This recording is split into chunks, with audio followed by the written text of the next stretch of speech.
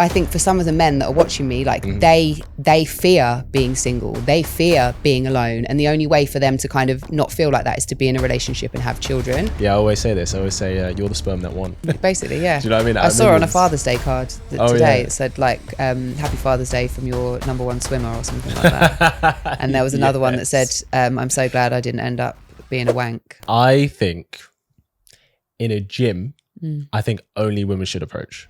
I don't think men should approach in gym. Yo guys, welcome back to another episode on my channel. I'm sitting in a spot, which means I've got a great conversation lined up for you today. You know, on this channel, we love to talk about all things dating, relationships, and seeing what we can do to attract the kind of person we want. So without further ado, please welcome Claira to the show. Hi. Hello, Claira. How are you today? I'm going to give myself a round of applause. Round of applause. I know. When we get to a point, higher budget, we'll have an audience and it'll just do it automatically. You know, you can just put the sound effect in afterwards. Don't tell them that, Claira. Like, it's easy. On, don't tell them. Don't give our secrets away. So I like to jump straight in. So first, tell us your age or your age range, asking a lady her age, and something about you a guy should know if you want to take you on a date. That's the only two things you want to know, just my age and that. Yeah, let's start off with that. So I'm 40. I'm about to turn 41. So snap. Don't know when this is going to come out, but yeah. Okay. And all right, she still got it. Something a guy should know if he wants to take me on a date is that I like to talk a lot. You like to talk a lot? Yeah. Well, that's why I've invited you here, so we can have a chat. Thanks. And like, do you find like on the first date with guys, are they very inquisitive where you can share a lot about yourself, or? I'm really selective about the people that I choose to date. And so I went on a first date last night actually, which was really nice. Okay. And yeah, we had great conversation. Nice.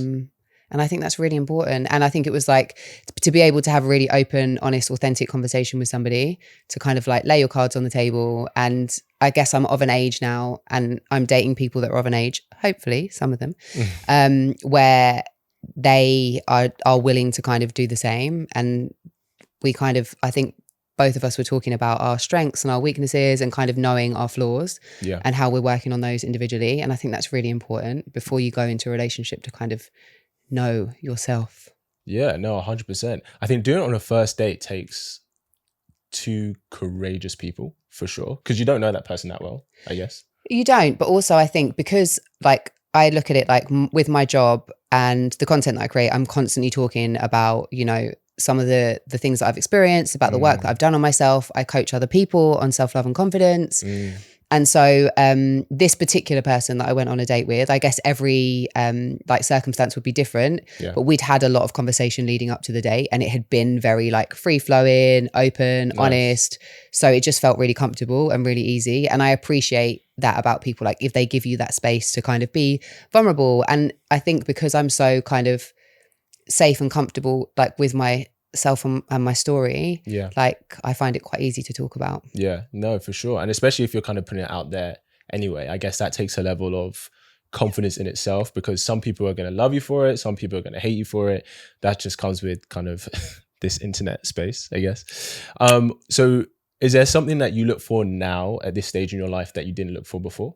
Yeah, definitely. I think now I'm looking for like a partner, like someone who I think, you know, there's a lot of stuff that's like semantics, but there's things that I refuse to compromise on. And that is that somebody does know themselves and that they are kind of self-aware and that they do know their flaws and that they are, you know, someone who wants to be part of a partnership and that they want to like build something. You know, I think that when I was younger, you know, it's like, oh yeah, he looks good and, you know, it's fun. But then obviously I didn't have great communication skills when I was younger. So, you know, I wasn't necessarily looking for that in somebody else.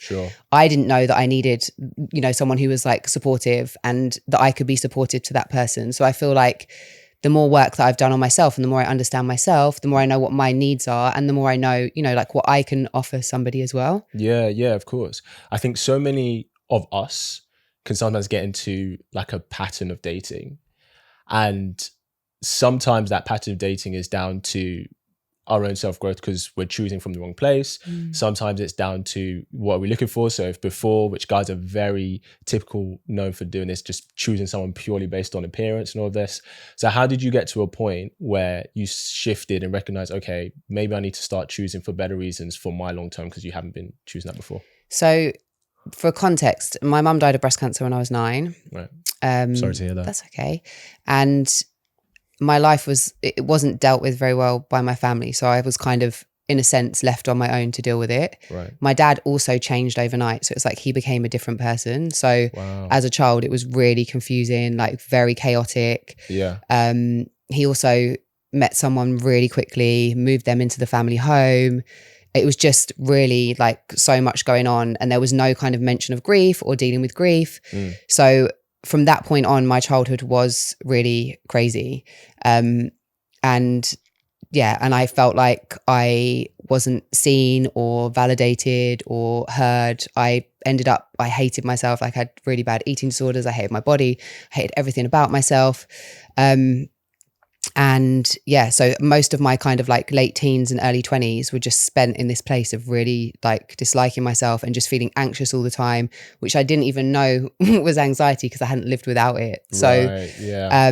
And then my sister, when I was 22, my sister was diagnosed with breast cancer and she was 25. Jesus. And then my world kind of just like, at which point I was a presenter for Sky. I was doing like TV stuff.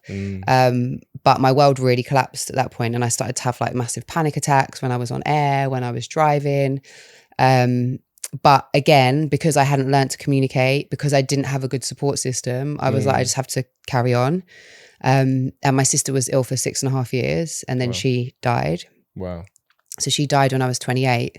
And when my sister died, like I had gone through so much, and I think I wanted love and I wanted to feel like safe. Yeah. And I used like sex and men to try and do that. But I was like an emotional, I didn't know, it was just a mess. Yeah. And then after my sister died, I was like, right, I know there's a way for me to be happy. I think around that time I started reading a lot of biographies by people who had like much worse lives than I had, and they'd managed to find like happiness and peace and joy. And I was like, if they can, then I can. And I don't know how I'm going to do it, but I'm going to do it. And obviously that's like 12 years ago. Yeah. And so it's been a process.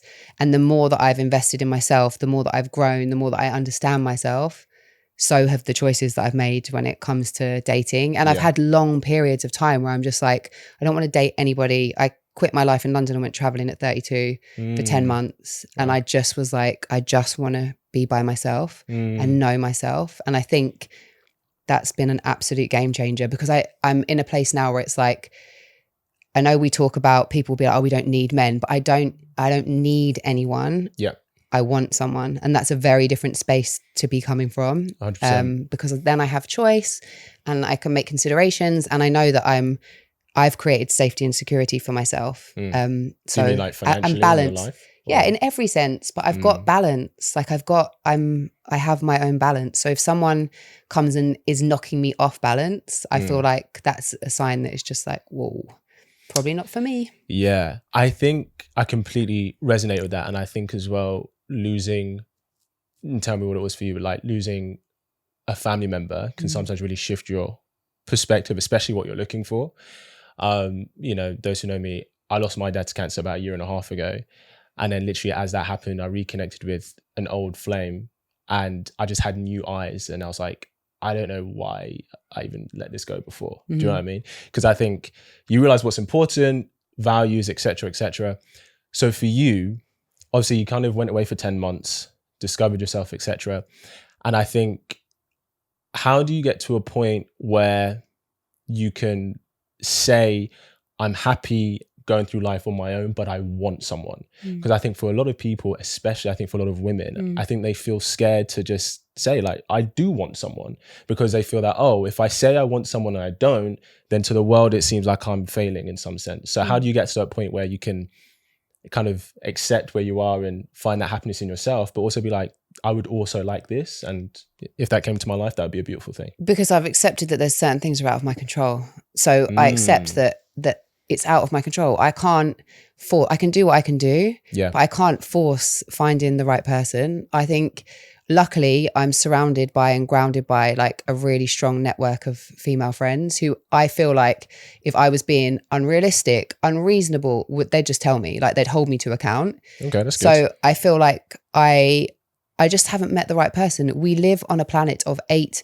billion people. You cannot expect that every single person is going to meet someone at the same time. You know, it's unrealistic. It's a wild consideration. And I think that, you know, there's loads of other things that come into play, but I just want to enjoy my life. Like, I've got to the place where I'm like, I'm letting go of the things that I can't control. There is so much like fun, joy, happiness, adventure, excitement to be had in life, and I'm alive. And I think that just drops with me really hard, especially because of the experiences that I've had. I lost an ex-boyfriend last year. I was with him when he passed away. He was only 30. So like, when things like that happen, it's a real reminder that it's just like, you don't know what's around the corner. You don't know what's coming. Am I going to waste my life, this precious time that I have, being sad because I don't have a partner, or am I going to go and create the most amazing life that I can? And if someone comes along, great. And if they don't, great. And I think that's the place that I've got to. Even like, I'm the same with kids as well. I would love to have kids, but I think I've only really felt capable of being a mum the last couple of years because of my own experience. I wanted to make sure that I was, you know, emotionally strong enough, all of those different things to be a parent. Yeah. And so, you know, I kind of feel like it's the same with that. I would love to have kids, but if I don't have them, I'm going to I'll be fine. You know, I don't think, and I think there's a lot of people online that are like, no, well, there's some men on the internet, it's very rarely ever women who will say that I'm lying to myself or I'm lying to other women. And I think it's just so much projection. My lifestyle is what you wouldn't be able to cope with, or what's your worst fear. But what, your lifestyle? What do you mean? I think for some of the men that are watching me, like they fear being single, they fear being alone. And the only way for them to kind of not feel like that is to be in a relationship and have children for some of these people. And so I think their projection comes from there, that it's like, it can't possibly be true because they can't envision that it could be true for them. Interesting. I hear that. I don't think there isn't those guys out there. I think it's a bit different for men, because I think a lot of time men don't feel an element of pressure, which I think sometimes women can feel. But I think there. Do you not think a lot of women express wanting children though, for example, and having a family? Yeah, I do. So is that, I guess, this doesn't excuse it. But I think because we live in a society that heavily promotes individualism, I think we've lost the art of what does it mean to be part of a community and to give to a community. And part of that is also taking responsibility. And I think ultimately, no matter how successful you are, no matter how much money you make, et cetera, the thing that enriches life is connections. Like you said, you've got a good network of friends, right? And it doesn't have to be romantic connections, but it can be friends, romantic, family, all of this stuff. And so while I don't excuse it, I do think, my opinion, I'm not saying you're saying this, but somebody who, if someone's like saying, oh, I don't need connections and I'll be fine, I think it's very rare to find someone who but I've never said that. I know you didn't say that. And that's not what I'm even saying at all. Yes, of course. But what my point is that I think the guys that are saying that, they might be the kind of people who struggle to make connections outside of romantic relationships. I think women are really good at creating community. I think with, you know, with friends, within workplaces, etc. So whereas men are not as good at creating those kind of really close friendships and really close relationships, you know, in my own experience. I can't speak for every man, every woman. And so I think that's the kind of difference, is like, as women, we have, many of us have these great friendship groups and etc. So there's some of that, you know, that connection is being fulfilled for us by having those. Whereas I think with some of these guys, and it is, you know, it's just a few people on the internet, of course, who might be trolls, that you know, for them, that if the only way they can envision connection is by having a family. So then thus my saying that I don't feel like that to them seems like lying, because this is their perception I hear of that. the world. I hear that. What's one thing you think men get wrong about women today? Oh, I think you can't really say, I feel like you can't really say that, because there is a plethora of women and we all have different wants, needs, opinions, you know, so I think to be like women versus men is just silly. And I know that that happens a lot on the internet, but you know, I can't speak for all women. You can't speak for all men. True. Everyone has had different experiences. Everyone comes from different cultural background. Like, we have a completely different view of the world. Let me rephrase the question. What do guys often get wrong about you? Guys I know in real life, I don't think they get anything wrong. Like guys you've dated, they don't get anything wrong about you? No, I don't. I think that people either like me or they don't, right? And that's life. Like, you're not going to be everyone's cup of tea. I don't like everyone. Not everyone is going to like me. I know that I'm opinionated. I know that I am strong and independent. But if I feel safe with someone, I'm also very soft and very feminine. But for me, it's just like, that's not for everybody. And I need to know that I'm safe to be that version of myself. Sure. So yeah, I don't know. I don't think that I particularly feel like anyone I've dated has got something wrong about me, or they've never assumed anything that wasn't true. No, I think, you know, people, when I'm dating people, I ask them not to like study my social media, because I do feel like if you watch things online, you're probably going to, you know, have a perception of me.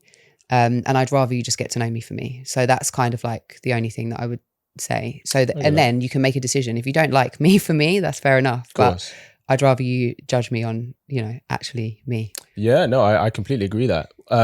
Would you say kind of what you put on social media, that's like a side to you? Like, it's not a wrong perception of you? Is it just a side to you, and there's obviously other things that they need to get to know?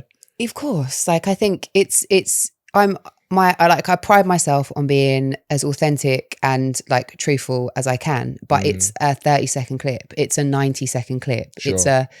And it's not an entirety of somebody. It can never be. As much as I know that people, you know, even some of my incredible audience, they have misconceptions about me because there's parts of my life that I don't speak about, you know, at all.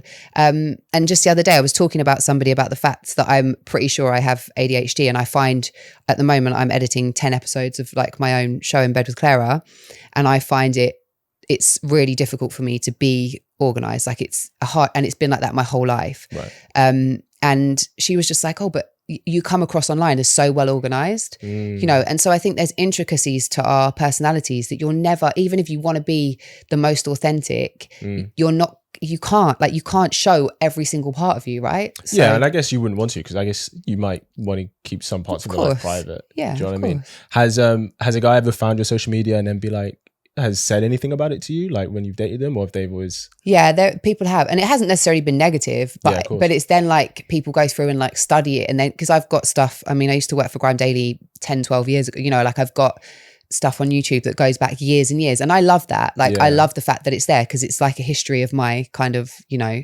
my career, but also my life, like everything. And it shows like where I started, and I love doing that stuff as well. It was like the best possible thing for me, because up until then I was really shy and awkward, and it really helped me develop like conversational skills and etc., and really change my mindset. But again, it's going to give someone like a perception of me, and I just would rather that you just get to know me, you know?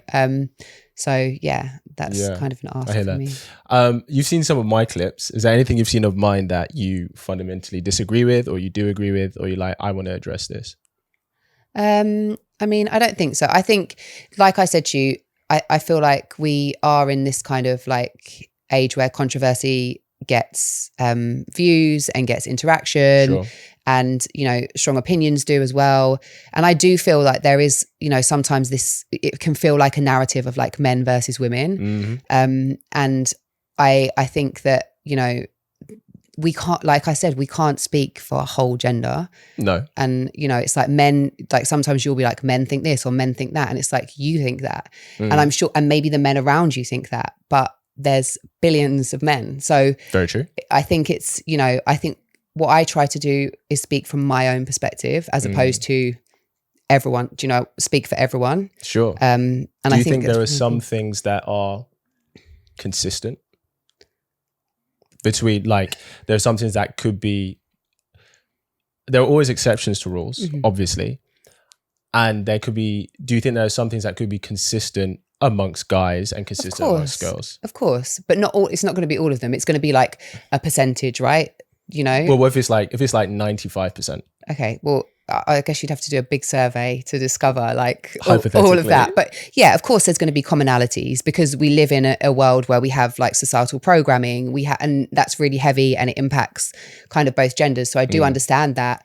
But also, I just think I think we have to just be a bit careful about the language we use, because I would rather like create something that makes, I don't know, that makes people feel good rather than makes them feel attacked. Or I'm not saying that's what you do. There is like, everyone, we're here to build bridges. You have some really great content. You've had some really great guests, and some of them, I think you make some really great points both ways.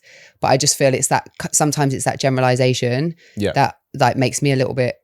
I hear that. I think that's a fair statement. I think part of it, when you're talking to like a broad audience, that doesn't mean generalizations are okay, but I think a lot of where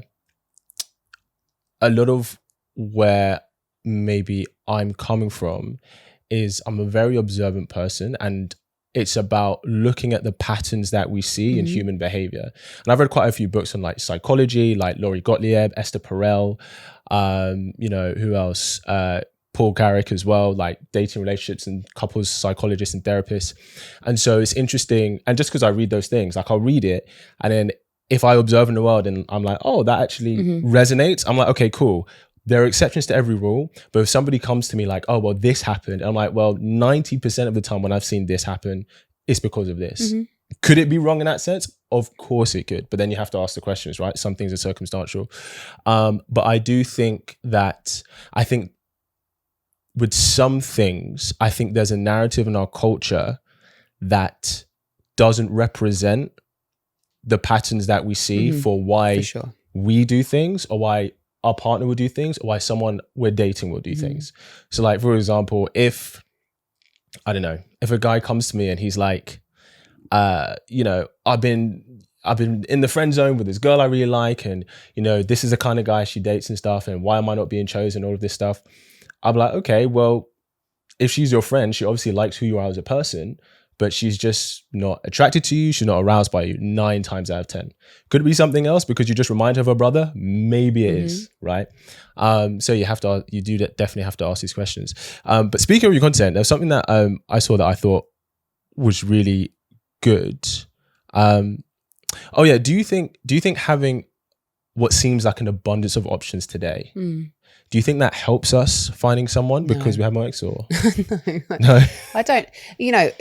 I think it's like a catch-22, because like someone pointed out to me the other day, we meet people that we would never normally, come into contact with, right? 100%. There's Tony Tone, who's like an incredible, she's an influencer, she's stunning, she's beautiful, she does a lot of stuff about dating and relationships. I've known her for years. Yeah. And because she was on social media, she met a guy who's in America, and they've just got engaged. So they've been doing a long distance relationship for the last couple of years, and now they're getting married. But had they not both been on social media, and had it not existed, they would never have met each other. So, whether it's dating apps or whether it's social media, there are these kind of like pros. But I also think there are some cons. And yes, I think the kind of the idea that we have loads of options, which I don't think we necessarily do. I think it's just this kind of like perception, illusion. But I feel like once someone makes a choice about what they want, like it doesn't matter. Do you know what I mean? So I think if you're dating with intention, and your intention is I want a committed relationship, then I think that's what you're going to look for, right? So you're going to be like, right, this person has the qualities that that I'm looking for, and I'm going to invest in this person. Whereas if you're someone who's like, I've got one foot in, I've got one foot out, so she's not, well, he's nice, well, she's, and then then I think it maybe is a bit more appealing. I completely agree. I think it's making the choice though, because I think not everyone. But I think we do live in a culture where people will be speaking to multiple people at the same time, dating multiple people at the same time. So, and a lot of the time, the decision to fully invest, it usually doesn't come for most people. I don't think it comes within the first month, maybe in the first 2 months, maybe not even the first 6 months, right? Some people it does, but I think the majority of people it doesn't.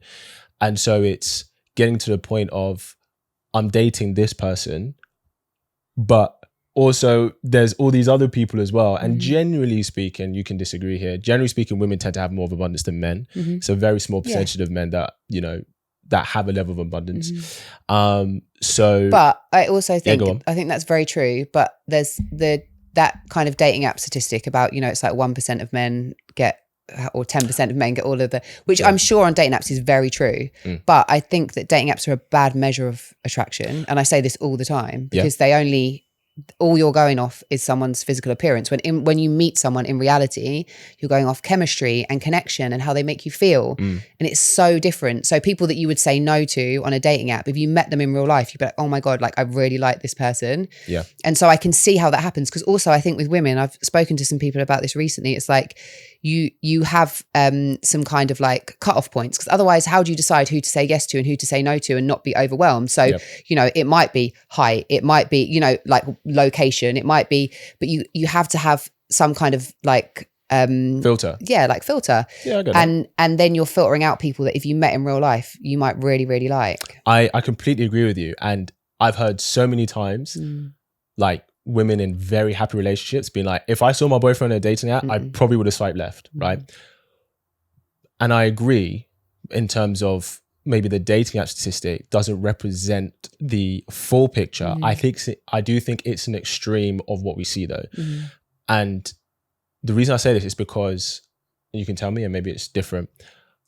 I remember from like growing up in like different school years and stuff like that, there would be like a small group of guys that would get with the majority of the girls a lot of the time. Or like a lot of the girls would fancy like a very small group of the guys.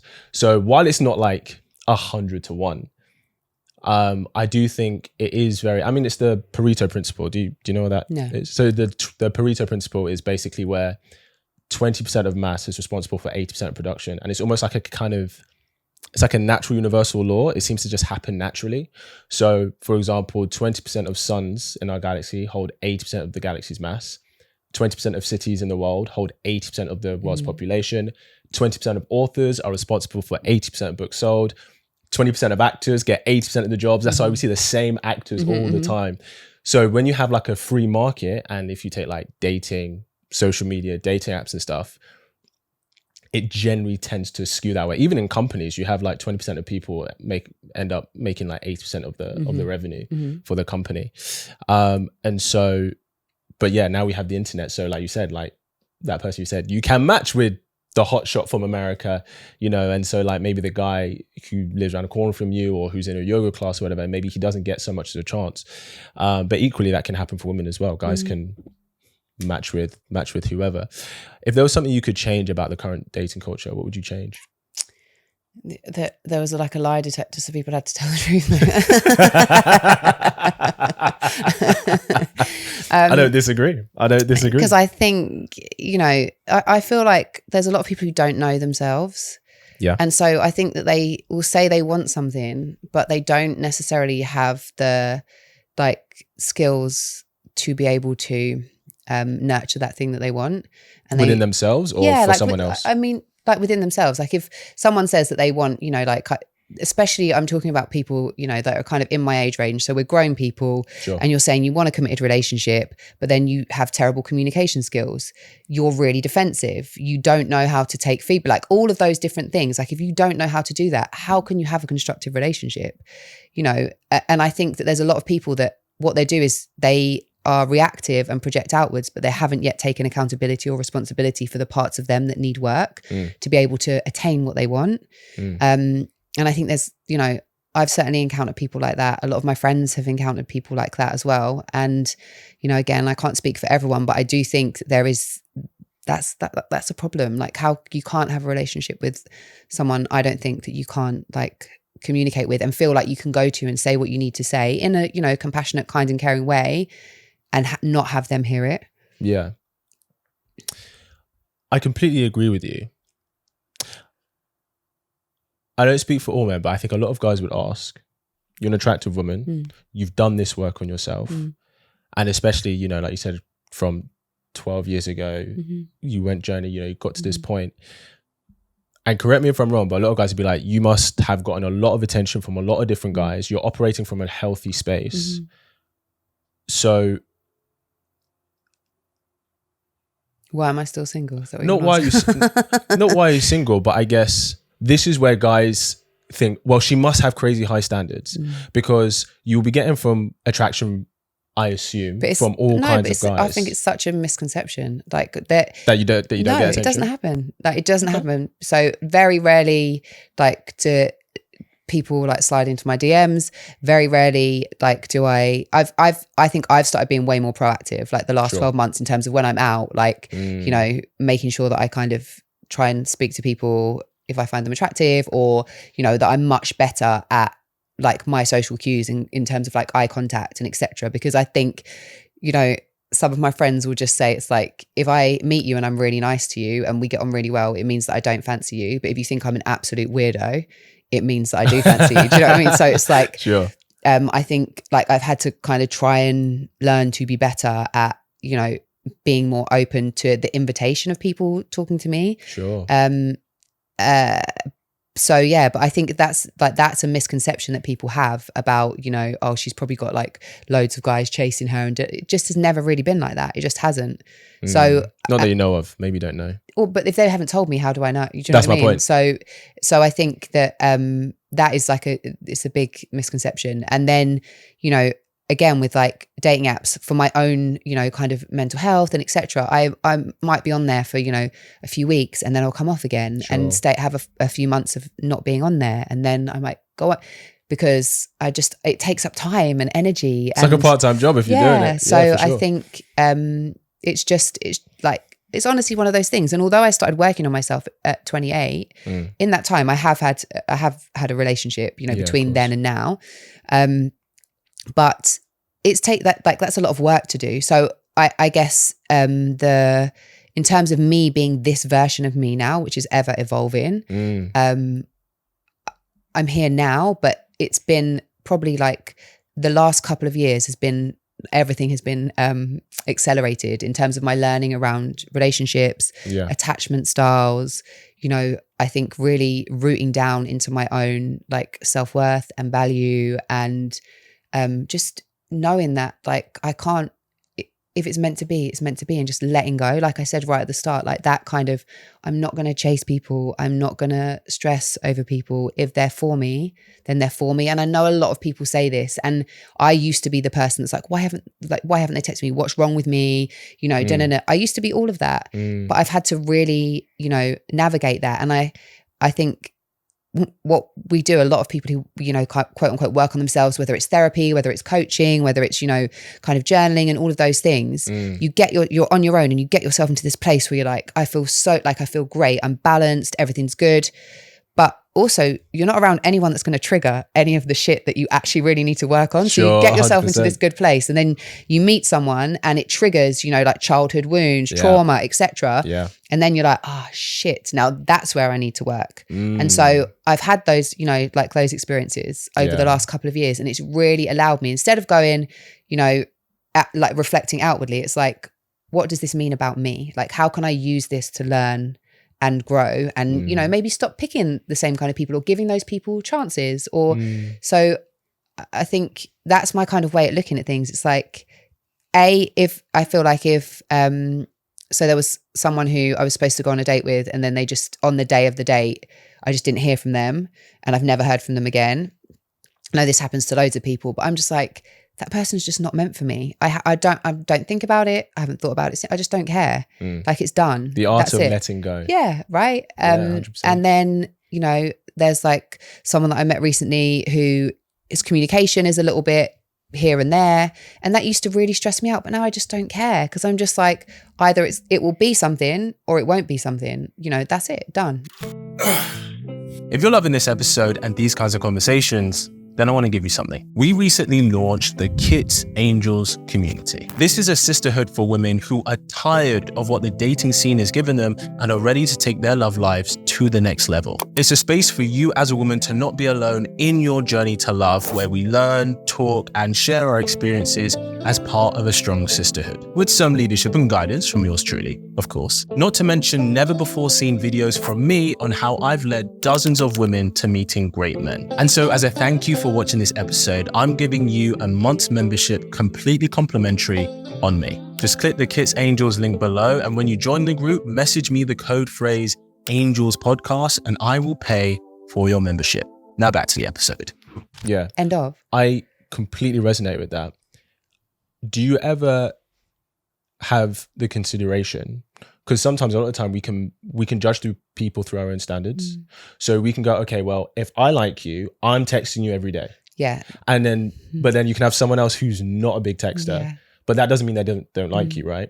So does that ever come into play for you at all? Do you know what I mean? Because sometimes, so I'll be honest, like I'm really not a big texter. And that's, I would say, get me into trouble. That has sometimes miscommunicated. So sometimes, you know, if a girl's gone, oh, like I really like texting. It's like, well, if I like you, I'll make an effort in that area. But that's because you've told me that. Does that make sense? Yeah. So like, does that ever play into part for you? So that, like, I think it definitely has. And it's something that, you know, I don't think when I was younger that I took into consideration. It was just like, if you like me, you would do this. Yes. If he wanted to, he would. Which I think to some extent is true, but obviously within the confines and context of who you are. Yes. So there was someone that I dated last year who, from the moment, and we met through work, so it wasn't romantic to start off with. And even at that point, he was like telling me that I'm bad with texting. He was saying that to you? Yeah, before we'd even, it was romantic or even a consideration. Right. And then when we started dating, you know, the bad at texting thing showed up. And again, like, I'm going to be really honest with you. This is how I would like the communication to be.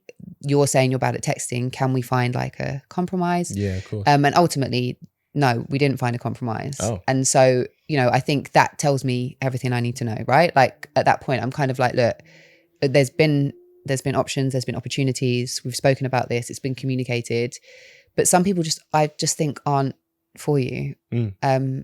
But I guess, yeah, I understand that, you know, people are busy, people have lives. I think I know that I have anxious attachment style, but someone else might have secure attachment. So they don't, you know, they're not kind of looking for that reassurance. Yeah. And as I've managed to like really start to like heal anxious attachment, I don't need it as much, which is fascinating to me, that it's like, oh, okay, it's okay to I can just exist and then, and not even think about it. Whereas in the past, it would be like how do you get to that point for people who have an anxious attachment style where you can heal that? And especially if those thoughts come and often can spiral, like, oh, well, he didn't see me this, I know he was out, there was all of this stuff. How did you get to a point where you can let that go? Again, I don't think anything's instant. And I think because of the kind of like, I think self-awareness is the key to everything. In terms of all the work that I've done and everything that I've done, self-awareness is the ultimate key, because I used to just be reactive. So I used to think, I felt like couldn't identify that I was triggered. Yes. This is just, so I was reacting from that triggered space. Yes. And thinking that was, you know, the right thing to do, because it made sense in that triggered mind. It made perfect sense, right? Yes. But as I started to learn and understand more about myself, when I'm in a triggered state, it's like, right, this is not the right time to react or respond. Need to come down, because then when I'm in a logical thinking space again, I'm like, why was I doing that? Like, why was I? Yeah. So I think, you know, self-awareness is always key for me. But again, like a couple of experiences that I've had over the last couple of years where the anxious attachment has shown up have given me the opportunity to really like dig deep into it and, you know, understanding. There's a book I read that's called Anxiously Attached, and that's been really helpful to understand that it's nothing to do with that person. It's to do with me. Yeah. Like, it's about me and, you know, my needs not being met as a child. Like, that's what this is about. And that's not that person's responsibility. And it was a couple of years ago, I was walking with my friend Shaki, who's like, I love her. And she's, you know, had a very different like upbringing to me. And we were talking about something, and I was like in a, like, kind of just seeing somebody and the anxious attachment was showing up. And I was trying to explain it to her, and she's like, I just wouldn't care. Like, it wouldn't bother me at all. And I think having that conversation with her, I was like, shit, like this is not everyone's experience. Like, my experience is way too much. It's too emotional. It's exhausting. It's, you know, it was really painful.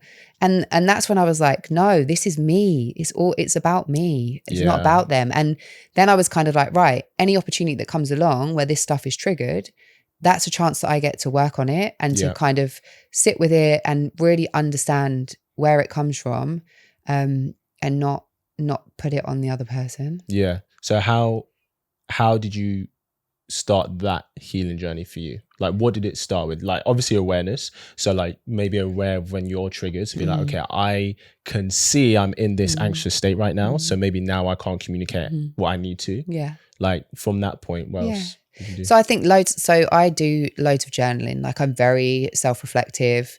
I have worked with different therapists, and I have like, there's a therapist that I had, I think when I was in my like early 30s, and I haven't seen her for years and years. And then when something showed up in the last couple of years, I just went back to her because she knows my backstory. She knows everything about me. Yeah. And I just had like one session with her just to kind of discuss it and have her feed stuff back to me that I guess I already knew, but it was like just a really kind of healing process. And I wish I could say that there's like, you do this, and this, and suddenly you're cured, done. or you read this book, or but it's not, you just have to make a pact to yourself to try and understand yourself as best you can. And once you do understand yourself, the heightened emotions, etc., start to lessen because they're not necessary anymore. Yes. And once you like, I was talking to someone about this morning, like saying to her, I know this sounds really stupid,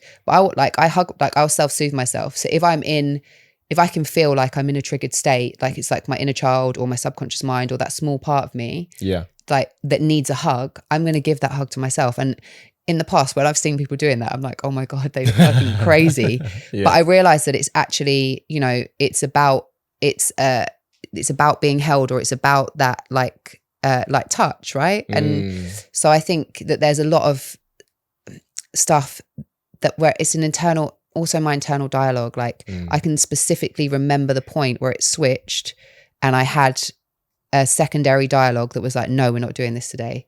You are good enough. Don't be so hard on yourself. And that was like, I was like, oh my God. So then my internal dialogue, rather than being this like negative, you can't do it, you know, you're not good enough, you're this, there was suddenly this like other part to it that was just supportive and kind. And, you know, like, again, I wish I could say there was one thing, but it's a culmination of not giving up on myself. It's a decision that, you know, I whether I end up in a relationship or not, I want to be the best version of me I can for me, because I want to be happy. Like I want to enjoy my life. And I wanted to heal that part of me that didn't get their emotional needs met as a child. Yeah. So how can I meet them now? Like when that part of me is being triggered, how can I meet that, you know, that little part of me's needs? And course. Stop making it about that other person and needing them, because I was needing people to do something, and I've been on like 2 or 3 dates with them. Like it's completely unreasonable. Like what would you need them to do? No, as in like wanting reassurance, or you know, like I guess essentially reassurance and from them. And it's just like, you can't expect that of people. But why do I feel like this? Why do I expect that of people? And I don't want, every time I date someone, I don't want it to be like, I want it to be fun and exciting and enjoyable. And it wasn't. And now it is. And it's like, it's great. Like it's really, really great. I think in a relationship, I think it's completely okay to be like, hey babe, I just need a bit of reassurance. But when you've just met somebody, not when you've just insane. met them. Like it's a little bit insane. And I realized that I must have come across as that on, you know, on occasions. It's like, it's too much for people. Like that's just too much. It's too much emotion. It's too much. But because I can really see it when I look about it. And as I look at it, and as I'm saying it to you now, it's like I was a 9-10-year-old child whose mum had died. I was absolutely heartbroken and no one was there.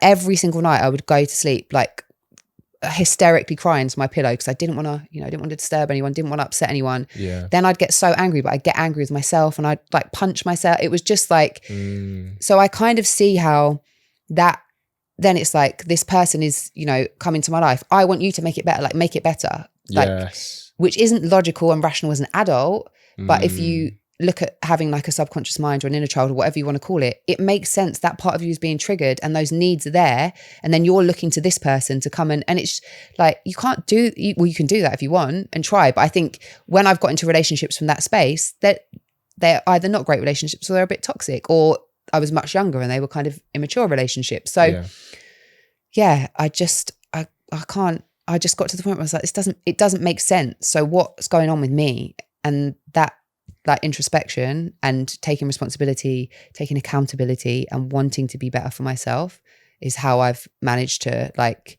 heal those things. And again, to reinforce, like having a like strong set of female friends who are amazing. Because when those things have happened, like I was saying about my friend Jackie, like I would call her and be like, I feel like this, is this reasonable or logical? Like from your perspective. And I know we're all different, but she's very level. And she would tell me how she would feel in that scenario. And so it would give me the opportunity to then be like reflective and work out, you know, why do I feel different? Or so having those people to kind of explain to and then get their feedback. Yeah. And know that they will call me out on my shit as well and be like, baby, it's a bit crazy, or it's a bit, that's good. I think having friends like that is 100%. I think you're so right in a sense that there are some things that only come up for me in a relationship or like have a romantic connection. Because when you have a romantic connection with someone, there's a part of you that they only have access to. And so when you don't have that, like you said, you don't know that there's something that needs, exactly. You don't know if there's something there that needs to come out. How do you, for you, how have you understood whether there's growth for you that you can do within the relationship? And then it's like, I need to do this growth so I can have a relationship. How do you differentiate the two for you? I think that the growth, like knowing that it's stuff that I need to go and do on my own is when, you know, has been stuff showing up way too early, way too intensely, where it's like, it's not fair on the other person. Sure. Like, you know, it's not. Or also, you know, it could be that other person is rubbish with communication, probably isn't that into me, but because my anxious attachment is showing up, I now want them to love me so I can prove that I'm of worth and value, because that's not what happened. Not what happened when I was a kid. So I think those are the kind of situations where it's like, whoa. But what I've really started to understand about myself is like, if you want to be in a relationship, you have to be able to go through like the dating phase, you know, kind of balanced. Okay, yeah, there might be times where you feel a little bit insecure, or you're going to have a conversation with someone that you don't know what the outcome is going to be. If you're going to talk about, is this going to be exclusive, or is this going to be, but you have to be able to do that from a balanced place and stay without kind of that little part of you being triggered and loads of emotion rushing up and then getting really reactive and feeling huge rejection and etc. So I think that like I said, it's only the last couple of years where I've really been able to do that, if I'm being honest, you know, and not have all this chaos at the start and this kind of like crazy over emotion, etc. And I think, you know, if you can communicate your needs to somebody like in a rational way, you're going to get a much better response than if it's really over emotional, because that's just going to feel overwhelming for the other person, right? Yeah. And just feel like too much. I think we have to know when we're in that emotional state to be like, I can't communicate this right now. So I need a bit of space, or I need to take a pause, etc., etc. You know, I know you said about having, you know, you call up your female friend and, you know, having that. Do you have any male friends that you maybe talk to at all? Or I do actually. Yeah. I've got like a couple of like really good friends, most of whom are in relationships, and I'm friends with their, you know, their partners as well. Yeah. Which is really nice. But a lot of them I've known for years, like I've known them for years and years and years. And I think with them, my brother, I have spoken to about stuff because we had a very similar, you know, childhood experience. Of course. And I think that, it's probably easier like for men, if you're anxiously attached and you meet someone who wants to be in a relationship, a woman that wants to be in a relationship, I feel like women might be more understanding of that. Oh, if he's anxiously attached. Yeah. Oh, I see. Oh, yeah, that's true. Because they like the constant, like a lot of women, not all women, but like that kind of constant contact, reassurance, etc. So true. So I think, it showed up really differently for him, but I can have those kind of, you know, those conversations with him because he gets it and he understands, and, you know, and say to him, like, I realize now that I need to heal. Also, like, even some of the conversations that I've had with my dad, which I feel like, you know, not to talk about daddy issues, but you know, like being able to say the things that I wanted to say to him and have him apologize for not loving me in the way that I wanted to be loved, like those kind of things, even though it's just words and, you know, it doesn't necessarily change actions, I've said what I wanted to say, and I've been brave enough to say that and get it off my chest. And, you know, it's all of these things have like played into me getting to the, you know, the place where I am now. That's so, you don't have to say when, but when did you have that conversation with your dad? About 18 months ago. Wow. That is so, I feel that would be so hard because you've had this life so far, and then to have that conversation, because now you're both adults. Like, it's not, I mean, he's still your dad, but like, you know, have you ever heard like when we're always either in parent-child relationship or adult relationship? So when you're so used to being the parent-child relationship, and often as they get older and slow down, it tends to reverse, right? Go the other way. But as an adult relationship, having that conversation, being like, I didn't get this. And for him to say so, that's fair play to both of you for that. Because I think that level of vulnerability is funny. Like I was very close to my parents, but family isn't always close. And so I think for some people that can be very difficult if they feel the same way, but they don't have, I guess, the space to do that. Yeah. Have you always felt that you had the space to do that with your dad, or is that something you kind of had to take the plunge No, because with? I felt like I wanted him to love me in the way that I wanted him to love me. That's something that I've had to really get to grips with, that he does love me, but it's not in the way that I want. And so I have to understand and accept that this is him. Yes. And that kind of like, I have an expectation of him to love me a certain way, but that's not who he is. So, you know, I've had to let go of that expectation. And I'm sure I probably could have always had that conversation with him. I think there are other times where there's a couple of times in my life that I can think of where I've had that kind of conversation with him, and there's been more defensiveness. There was defensiveness this time. You know, I'm not going to lie, it wasn't an easy conversation to have. Sure. But there was also, you know, like moments of softness and understanding.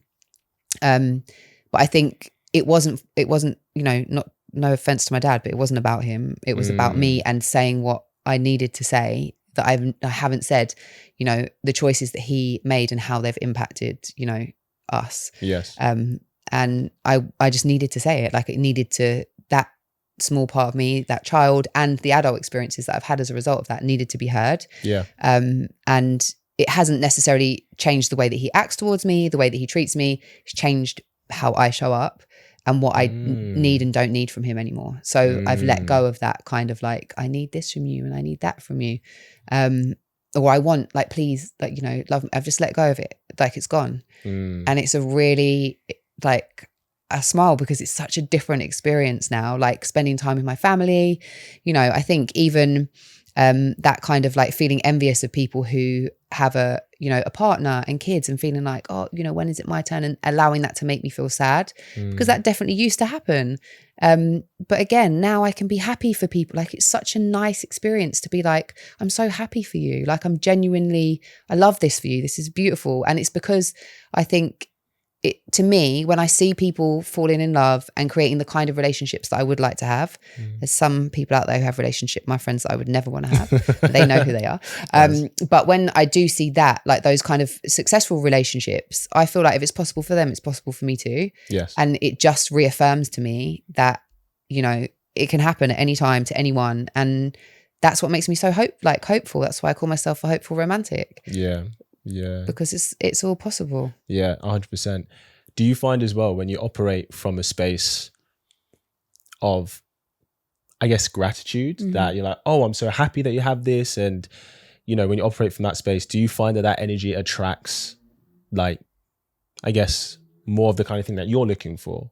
Or do you, like, in terms of... Yeah, I guess so. But it makes my life so much better. Like, it makes my life so much better. Yes. Whether anything else shows up or doesn't show up or whatever, like, I get to feel good in my body, with my internal dialogue, walking through the world. And it just changes the way you see everything. Yes. And that's my choice. Like, it's my choice. You have to choose it, yeah.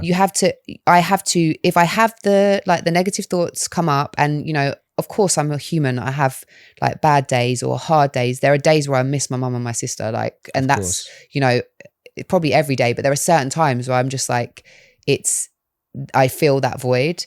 And and of course all that happens. I'm human, but for the most part, I'm just like, is this making me feel good thinking this way? No. And I noticed that if I have one of those negative thoughts, it will go to another, and I'll go back into the same pattern of thinking that I had for years and years that created the mess and chaos. Whereas, you know, if I choose something different, and I have, again, like my friends around me who remind me of that to click me back into that, and then I have more of those thoughts. Yes. And then there's a book called what the hell is it called? Oh my God. It's like it's a workbook, and it's called, I need to remember what it's called. It's all right, it'll come to you. It will come to me. But it's essentially about, so it's this woman who's a psychologist, and she is a like she's a psychologist or therapist, but she's dating and coaching. She's been around for ages, dating relationships. And the book is like a course, and she does retreats on it as well about attracting like your perfect partner kind of thing. But as I worked through that, it's like 7 weeks. As I worked through that, it's really just about your relationship with yourself. Like that's all it's about. And at the end of it, it's like whether you meet a person or not, ultimately you come out of it with a better relationship with yourself. And that's how you experience life, through yourself, right? So I don't know how else I could survive in a world where there's so much shit and negativity and horrible stuff happening. I feel like we have to be able to regulate our thoughts and our feelings, because otherwise I'd spend all of my time in a heap just crying with the state of the world, you know. But also I this is my life, and I know that it's really short, and I know that it's really precious, and I just want to be able to enjoy it as much as I can. It's called Calling in the One. Calling in the One, there it is. I always say this. I always say you're the sperm that won. Basically, yeah. Do you know what I mean? I saw on a Father's Day card today. It said like, happy Father's Day from your number one swimmer or something like that. And there was another one that said, I'm so glad I didn't end up being a wank, which I thought was great. I don't think I'll be giving that to my dad, but he'd probably find it quite funny. I love that. You said that recently you've been a bit more like proactive in terms of like being open to receiving, especially around, you know, social environments for guys and stuff. Have you ever approach guys at all? I think, can I confer with my friend? When we were at that bar, did I approach that guy? I did, didn't I? I called him over. Yeah. You called him over? Yeah. How did that go? What did you do? It was really good. Like we had like fun, we had chats. Now, how did you do it? Oh, so I felt like we'd been looking at each other for a while. And then whilst he was at the bar over there and I was at the bar like way around the corner. So I was like, come here, come and chat to us. And he did. Oh, nice. Yeah. Is that who you were yesterday? Yeah. We didn't actually exchange numbers. So, okay. But it was fun. Like it was fun. And I think this is the thing as well, like taking the pressure off. It's like, it's just about connection. Like, it's so much fun to meet new people. And I love like meeting new women as well as men. Like I'm straight, but I mean like in the terms of like, could be friendship. It could just be like fun. It could be, so I think, you know, it's just nice to connect with people. And I do some women's only events. So I did a wellbeing event at the start of May, like for women only. And it's just so much fun. I've done a brunch event, and honestly, it was wild because I feel like when there's no men, like women's inhibitions are just like, cool. It's the same for men. You know, it started off like everyone was kind of like this. And honestly, by the end, everyone was like whining on each other. It was just like a whole madness, but so much fun. Like everyone was like, oh, it's so great. And I recently, so that was last year, and I was at I host a singles event called Boda, Board of Dating Apps, and 2 of the girls came and they'd met at my brunch and they're now best friends. And I was like, see? So I think, I'll just make kind of like a little joke with somebody, or, you know, kind of, I did it on Wednesday as well, like, and ended up having a really great conversation with someone. Yeah. So I think, you know, it's just nice to, and you don't know, like, you know, like if you've got like a gym crush or like someone that you see at work or on your way to work, but you're too scared to talk to them. You build like this whole like fancy about them, and I really like them, and there's all of this. Yes. And then the moment you talk to them, you're like, oh, actually, no. So that's why I think sometimes it's better to just get it out the way, you know, rather than wasting that kind of like energy, like fantasizing and, you know, kind of all of these expectations build up. Yeah. Just talk to them like they're a human. And I find it's interesting, isn't it? Because if you don't fancy them, you will happily talk to them and have a conversation with them. When you do fancy them, you're like, ugh. So I think we have to try and just take away the fact that there's like an attraction there and just start conversations. Yeah. How do you maybe even encourage women to do that, because I think from a lot of women I talk to, they're like, I could never make the first move. Like the man's supposed to make it, etc. But then, But then a lot of guys I speak to are like, I'm too scared to make the first move. Because, a lot of guys are scared too. Yeah, that's what I'm saying. That's what guys say. Yeah. Guys say to me. So then, and at that point, it's kind of like, okay, well, that means you're only limiting yourself to the people who come to you. Or dating apps, as opposed to being like, okay, this is someone who has intrigued me. Let me go and create the opportunity. I feel like I grew up before like social media. So being like nearly 41, when I was like going out clubbing and, doing all that. Do people even call it clubbing now? So when I realized when I was 16, it was still clubbing. So like you're going out and you're meeting people, and it would always be the same thing. You'd be out with like one of your mates or a couple of your mates. Someone else would be out with a couple of your mates. Two of them would end up talking at the bar. Then your groups would start hanging out together. So true. Then at the end of the night, you'd start swapping numbers. Like it was so much more sociable, right? Yes. So I feel like because I've grown up in that time, look, everyone has their own rules and regulations of how they expect to be treated with dating. And that's entirely up to you, and that's fine. But I think, sometimes just giving somebody the permission to approach you 100% is a big deal. And if they don't, right? But I think if you're like, if you want to meet somebody, you have to understand that other person can't read your mind.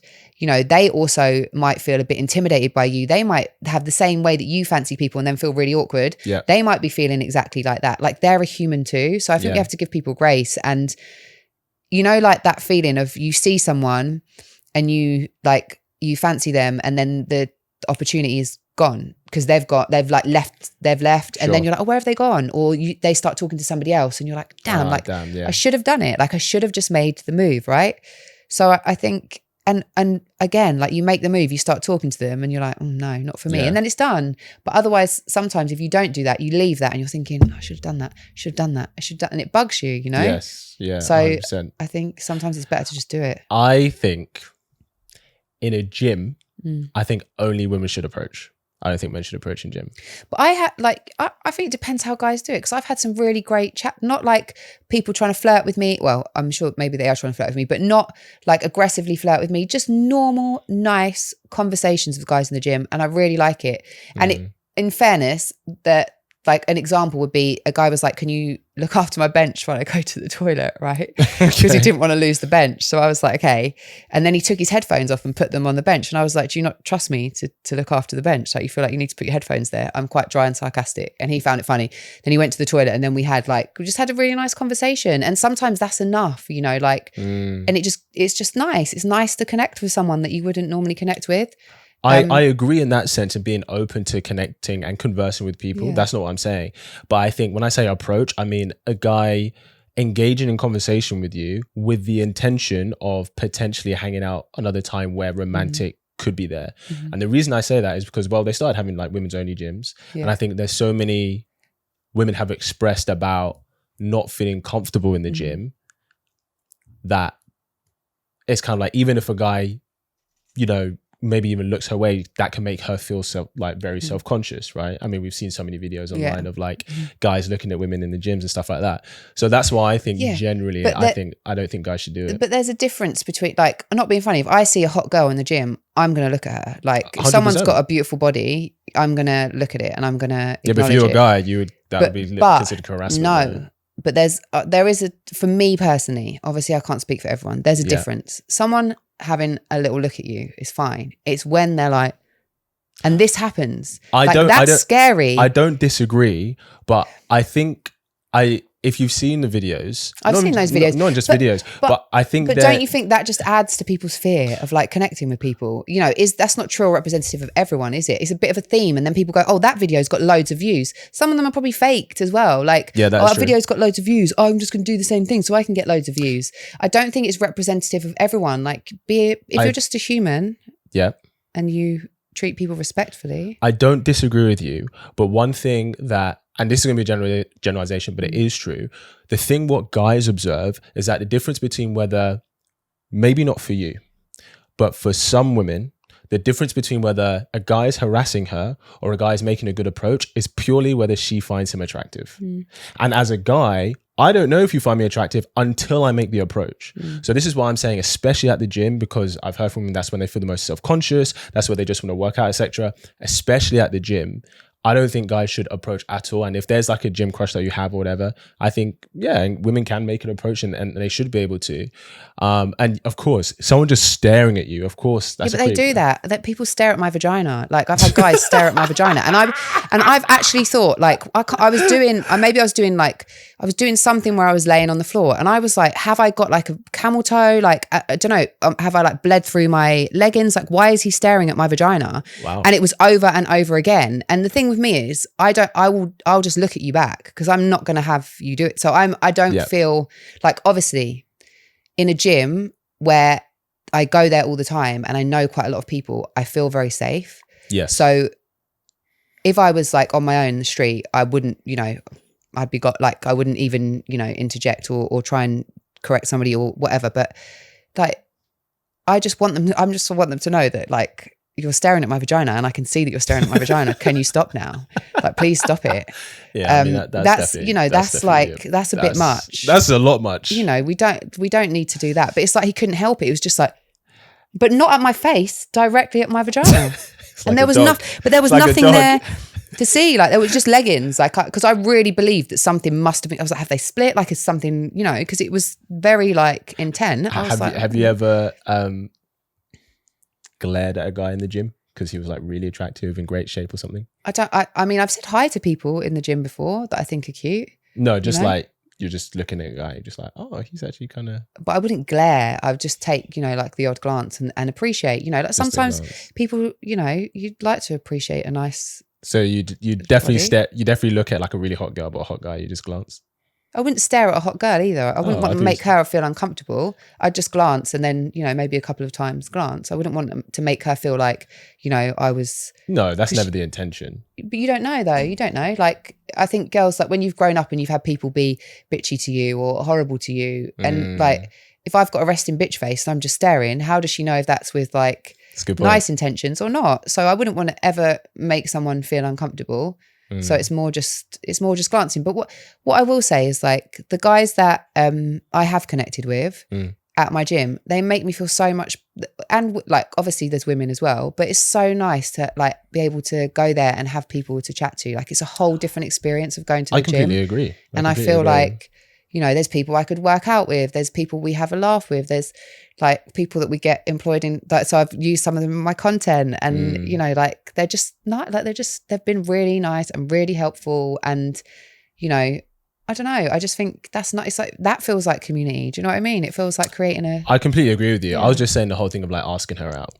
Yeah, but again, if maybe, who knows what people's intentions are, but can't it just start with you having a conversation with her?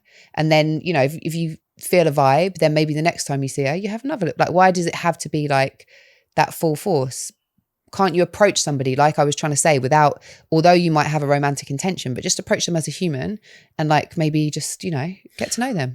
Be curious. Is that not okay? I feel like that's okay. I think that's definitely okay, for sure. I think what I've heard is that it can seem like they're coming as a friend, then they ask the girl out, and she's like, oh, so you were just being fake with me before because this was actually your intention. Right, okay. Do you see what I'm saying? Yeah, I guess it's like people's perception, and also it depends how people do it. I think, they're like, some guys in their approach can be kind of like quite aggressive or sexually suggestive or any of those things, and that would make me feel uncomfortable. Like, if any of that happened, I wouldn't like that. Yeah. So I think it, like, for me personally, it depends how people do it. And also, like, if I don't want to chat to you, I can use my body language, etc., to just be very closed and let you know that I don't want to chat to you. But again, I don't think that's every woman, because for some people it might be quite intimidating or it might be quite scary, and they don't necessarily know how to like enforce that boundary, or they don't feel safe to. Sure. So I think there's lots of different things to take into consideration. I guess it's really nuanced as well. So I think my suggestion is I get it's a very safe option. I think. But what about? Go on. Like run clubs now, because like run clubs are becoming like the new dating kind of thing. Oh, I didn't know that, but okay. Yeah, so it's like a lot where people go to meet. So I went to is it Pack Run or Run Pack? And there was probably I would say there's about 200 like people there for this like 5K run. Yeah. But again, it's because it's almost like what clubbing used to be like. Everyone's like social and open and chatting to different people. And so you can kind of, it's like very I think fluid. that's the difference though. Yeah. I think a run club is more social. Yeah. Whereas when you're going to the gym, you go on your you're own. like going on your own that's to good. train. Does that And make sense? Also like I was talking about board of dating apps, like the singles event, which I think is so needed. Yeah. And I think that there used to be like a lot of stigma attached to those kind of things, like only sad losers go, etc. But now, like these events, they're so much fun. Like, and there's, it's just normal people going because they want to meet somebody, but they don't want to do it on an app. Oh, 100%. And when you're in a space like that, you're kind of safe to just talk to anybody, right? Yeah, because I guess there's this the intention. Notion of, we're all open to engage with people. But it's like dating apps. Before, online dating was like, oh no, that's like for losers. Now it's like everyone, that's the norm. So 100%. My brother, he came out of an 11-year relationship, and after about like 9 or 10 months, I was like, Tom, I think maybe just try dating apps. Like he dated a couple of people. Yeah. And he was like, no, he's like too cool for that. And he's not going to do that. And then eventually he decided to go on to Bumble. So he went on to Bumble. This is not an advert for Bumble because I haven't enjoyed it. But the first person he matched with, yes, he went on a date with. This was in 2021. And they're now married with 2 children. And it's 2024. Damn. And they're very happy. So again, he was ready for what he was ready for, and she was ready, but he put it off all of that time, and timing is everything, but deal done. Yeah, 100%. That was not an advert for Bumble. It was not an advert. But and I we feel appreciate like the service it gave. I feel like those unicorn stories, they do exist, but I don't think that's the experience of the masses. But again, there's there's hope. Yeah, there's more than one ways. There's more, and we have so many different ways to kind of meet people now. Listen, Claira, we appreciate you. We're going to wrap it there. If people want to find you and your content, where can they find you? So I'm Claira Hermit on everything apart from Instagram, where I'm Miss Claira Hermit, because I can't remember the email. No, I can't remember the email I used to register Claira Hermit about 15 years ago. Then Miss Claira Hermit got verified. So if I try and change it and the other account still exists, what can I do? So I'm a miss. You're a Miss Claira Hermit. It's all right. Someone's going to make it a Mrs. after watching this show. We love it. We love it. Well, listen, Claira, we appreciate you for sharing your energy with us today. Guys, go give her some support. Check out her content. She gives a lot of commentary stuff, especially on dating, relationships. Still presenting as well? Yeah. So I have In Bed with Claira is my interview show. Nice. Which is so much fun. I've got some great guests coming up on there. It's going to be very interesting. Cool. Yeah. Okay. We'll definitely check that out. Well, thank you for coming on. We appreciate you. Guys, thank you for tuning in, and I will see you in the next episode.